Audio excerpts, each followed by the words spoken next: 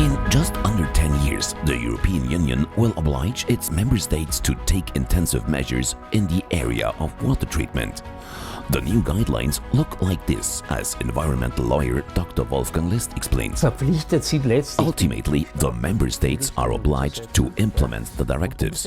Implementing means guaranteeing that wastewater treatment plants are operated in such a way that this 80% reduction in pollutant parameters takes place. That is huge. Because when I think back over the last 30 years of wastewater treatment, wastewater and environmental law, we have always talked about percentages, and now we're talking about 80%, which is unimaginable. It is said that the efficiency of the removal of these substances in relation to the inlet and outlet must be greater than 80%. This means that more than 80% of what comes into the sewage treatment plant must be retained, and only the rest is allowed to go out again. The fourth purification stage is coming.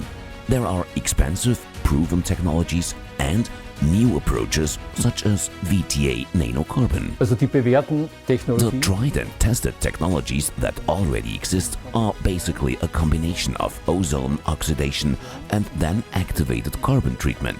This is a common method.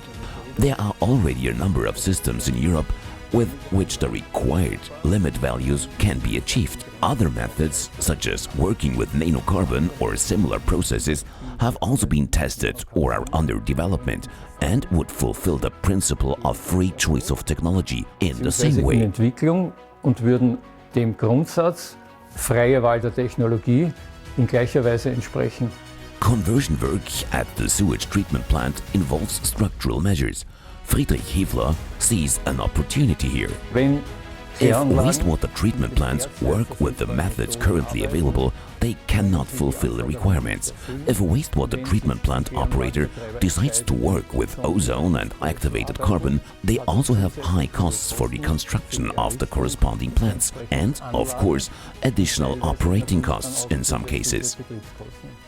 If other technologies come into question, such as nanocarbon, it may be possible to dispense with such costly construction measures. VTA's new methods are well received and are leading the way. I think it's positive, really. They are not trying to go down the beaten track, as has been the norm up to now, but are trying to do something new. VTA Nanocarbon, Liquid Engineering.